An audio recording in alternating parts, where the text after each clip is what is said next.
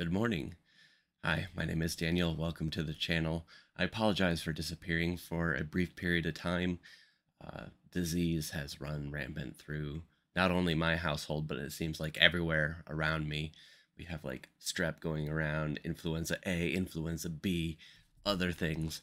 So, a lot of this past week and a half has been just me feeling either like I'm dying or just like I can barely move and like I got off easy compared to everyone else around me. So it's not really a good environment for filming, I think. So I did read a lot in the past week and a half, but that'll be a video for another day because for me what happens when I'm not feeling at my greatest is that I really want to some external balm for my soul. But I'm currently doing the 100 book Read What You Own challenge, where I'm trying to read 100 books that I already own before I purchase anything else. But, last year and uh, for years now, like the shopping for books has just been that little dopamine hit that has really, centered me. And so, in this challenge, if you go back to my original video on my version of the 100 book challenge, I decided to give myself an out and have that's two fingers, one Rumspringa, which is just, an Amish term when like the teenagers in that community decide that whether or not they want to remain Amish. In a lot of Amish communities, they'll go off and like live as a non-Amish for a period of time, uh, and then decide if they want to come back to the lifestyle or not. So I built that into my own challenge to allow myself one small period of time where I am allowed to buy books. Um, I was hoping to have this sort of break from the 100 book challenge prior to, um, well, after hitting 50 books. But as of right now, I think I'm at 24 books that I've read that I own. Um, and the stresses were just too much, so I went book shopping. So I have a book haul for you, which is the first in a while, and hopefully the last for a while as well. But I made it count. Um, the reason I built this in also is because last time I attempted the Read What You Own challenge last year, which was before we ever started talking on these videos, um, I saw a big collection of Solar Ponds books that I really wanted, but I held strong. And then maybe like 3 weeks later, I failed the challenge, and those books were long gone by the time I got back to them because I go thrifting for most of my books. That's why I can get so many. Everything you see behind me is used, or 99% of it is used books. So it's like never really a financial burden of why I'm doing this challenge. It's more of a space and the fact that like I have all these things, I should probably like make use of them before I get more. Anyway, so I got a pile of books in direct opposite to the spirit of that. It started because I was going in to get a copy of the Savage Sword of Conan issue 1. It's the new Titan comic run. I know there's been mixed reviews on BookTube about this. This is the black and white magazine, but it also has like everyone's favorite character, which is Solomon Kane. Sorry, something popped up. I'm back. So Solomon Kane is the worst Puritan in the fact that he will utilize magic and violence to uphold justice. I don't really know the conception of this character, but I still loved all of his short stories. So I really got the Savage Sword of Conan mostly for Solomon Kane. But I also got another comic. I'm allowed to buy comics, but I just figured I'd show you. This is the Star Trek Omnibus 2. This has all of the Marvel run of Star Trek The Early Voyages, which I read this earlier, I think this year. Really liked it, wanted a copy because it was from my library, and I found a good deal on it finally online. So that came in around the same time. But the reason for breaking the challenge, or not breaking the challenge because this is part of my challenge, but the reason for availing myself of the Rumspringa is because while I was getting those comics, I stumbled across a whole bunch of these in the bargain bin. These are the Spider. It's a pulp magazine. So yeah, you could count it as a magazine, but they're all novel length. This has illustrations. These are reprints from like the 1930s of the Spider. He's like a character kind of like the Shadow. Only has his own little vicious spin on it. But I got book number 36, book number 37 of the Spider. This is The Devil's Death Dwarves. When I was getting these, the owner was like, I see you're a man of taste. I just put those out, and I was hoping that, someone would pick up the whole bundle. And I did, with my Conan. Go away, cat. You're being loud. Shh. Scoot. You have food. I fed you. We have The Master of Men, which is number 38. A lot of these you can now pick up digitally on like Kindle and stuff. And I think they are doing reprints as well. This company, Pulp Adventure Press, is long out of business, I believe. These were like printed in 2000. This is The Master of Men, which is number 44.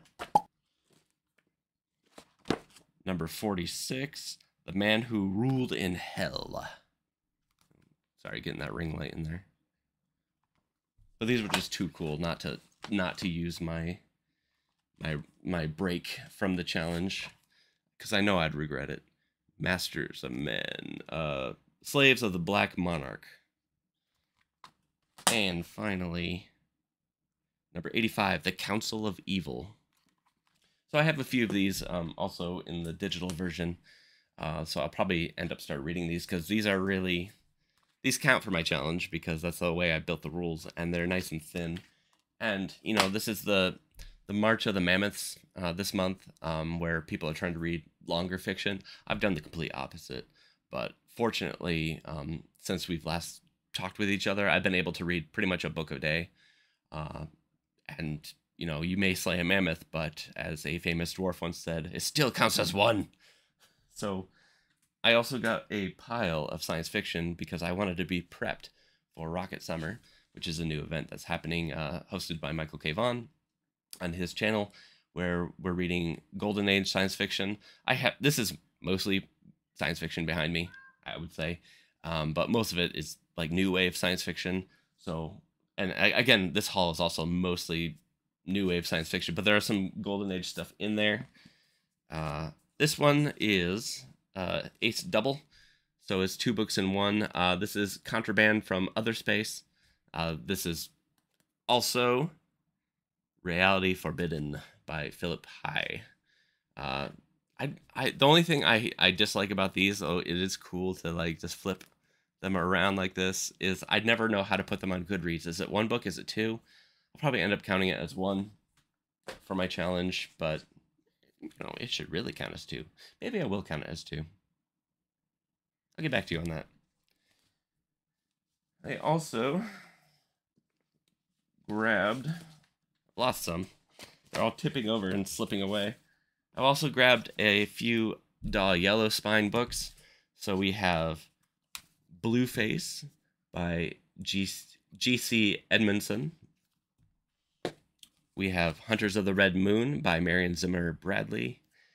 And Star Cassiopeia, PSI Cassiopeia, Psi Cassiopeia by C.I. Defortnay. And this is probably pre-Golden Age science fiction. This is from the 1800s that they just put in a nice little Dahl Yellow Spine. So I'm interested in reading this. I don't know if it'll count technically as Golden Age science fiction, because it's seems to be a bit earlier than that, but it's one of the very first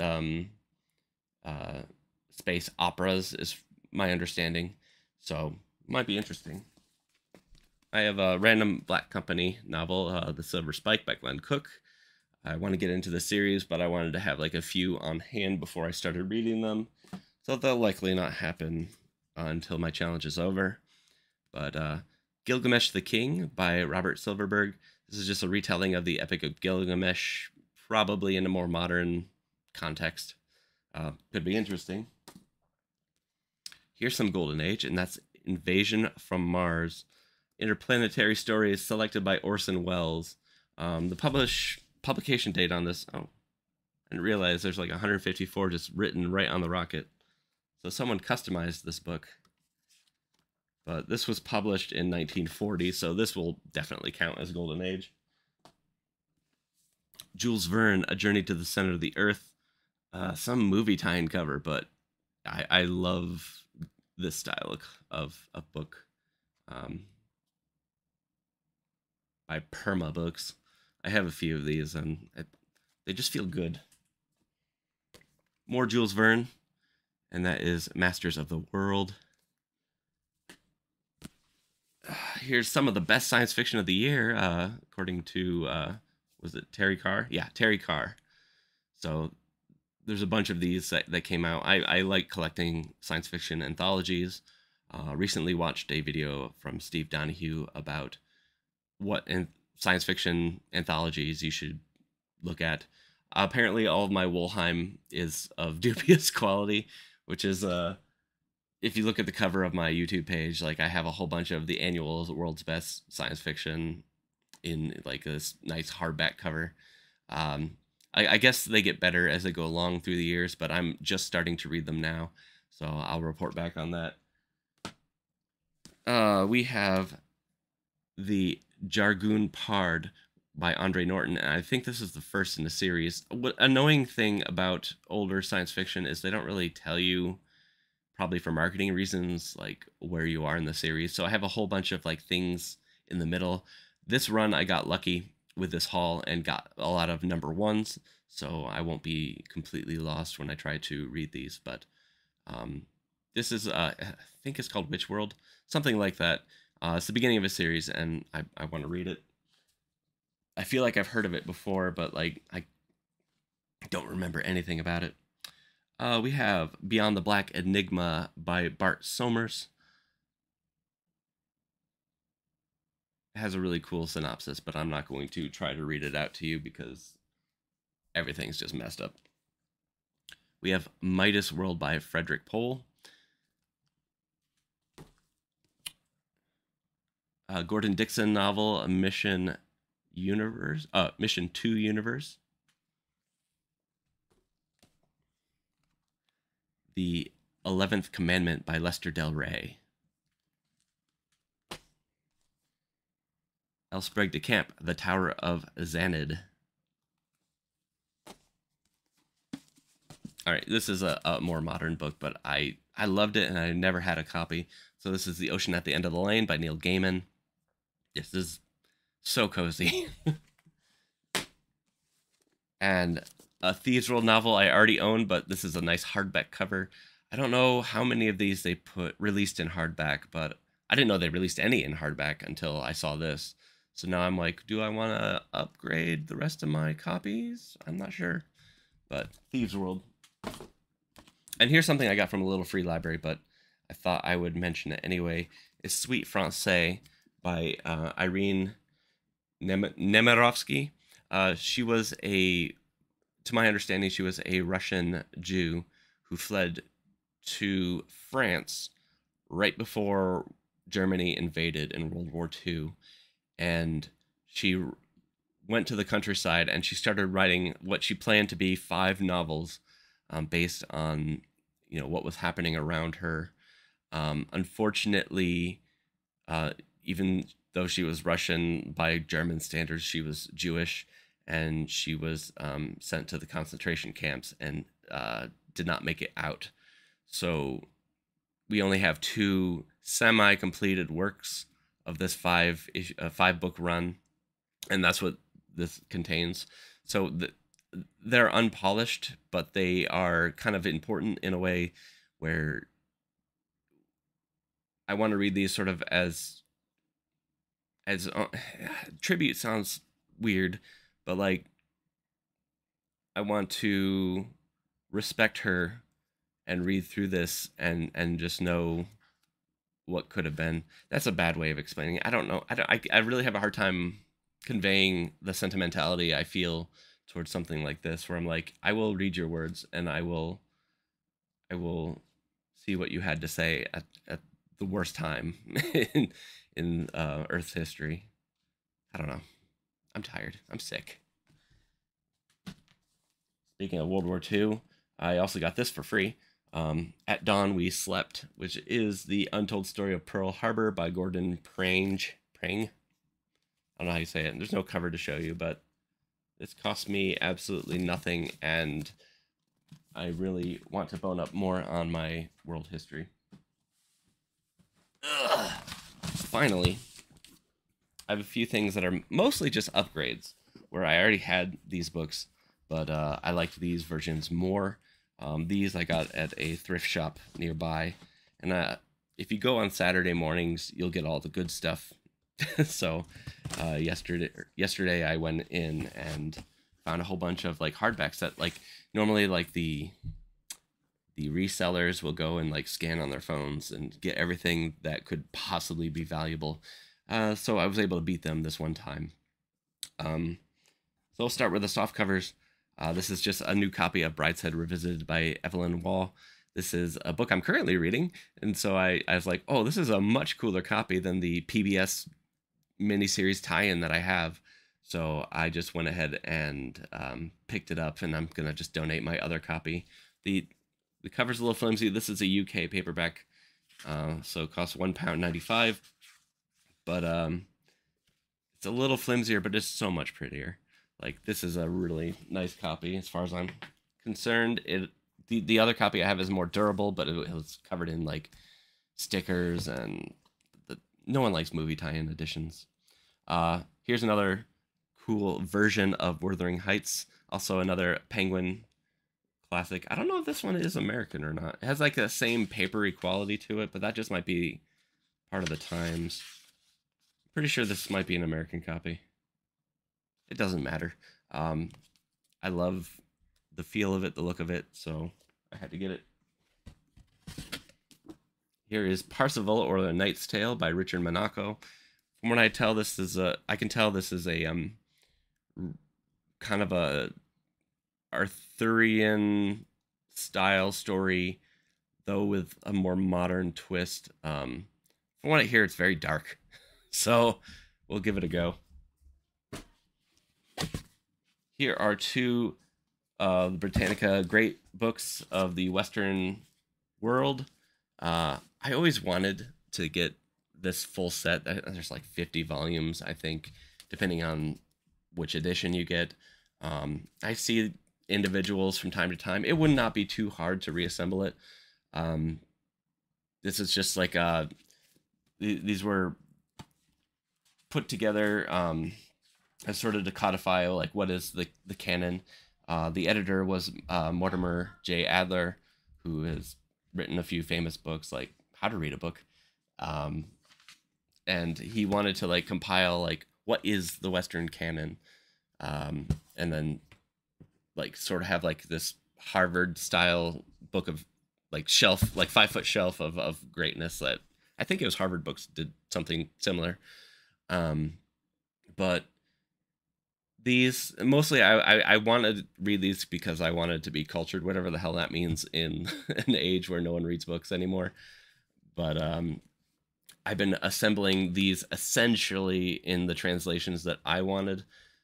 So like my complete Plato, I got the Cooper edited version because like it was more modern retelling. A lot of the early translations of like the Greek, I'm not sure about Roman, but a lot of the Greek stuff is like the Jowett translation because it was like pretty much inexpensive at the time, or definitely free now that the copyright has expired. But something about like having these volumes, I kind of want to assemble them. I just don't know where I'd put them. But I want to leave myself open to the opportunity, and each of these volumes was only $2. So I got Descartes and Spinoza and Adam Smith. And who knows, this might expand after the challenge into me just getting these. You can generally just get each individual volume for like $5. So $2 each. It was too good of a deal. I was interested, and they were in pretty good shape. All right, I'm almost done rambling, but I have a few hardcovers to show you. These are almost all strictly upgrades. This is Mark Twain, The Complete Stories. This is the International Collectors Library, and I have this little sheet in each one of these. Just tell me how amazing I am for purchasing this. But yeah, a lot of like the short story collections I have for Mark Twain are hardcover or softcover, but like they're not as pretty as this. And if I can have both aesthetics and this book is probably a little more sturdy than what I have, I will gladly upgrade. Like my complete stories of Edgar Allan Poe, I have a complete Edgar Allan Poe, though it also included the poetry. But my sister borrowed it and she ripped the spine off, so my copy now is just like taped over and needs a new upgrade. So I got that. Maybe I'll give her the old one. Complete Tales by Washington Irving. I named my son after a very popular Irving character. Moby Dick, which I've only ever had in mass market paperback for some reason. And I always, but ever since reading it, I really wanted a copy. So, Moby Dick. And Ivanhoe, which is one of my favorite books. And again, I've only had a couple versions that were both like mass market or trade paperback. And finally, I have it in hardcover, so I will donate my old copies. So not all of it's new. Some of it's just upgrades. But I think that's it. Thank you for bearing with me. I'm back on the challenge now. No more buying books. That means I need to like stay away from these shops, because if I see more like of this, I'm not sure I'm gonna be able to not buy it. So I hope you're having a good one. I'll talk to you soon about the things that I've read recently, but this is enough for now. So thank you.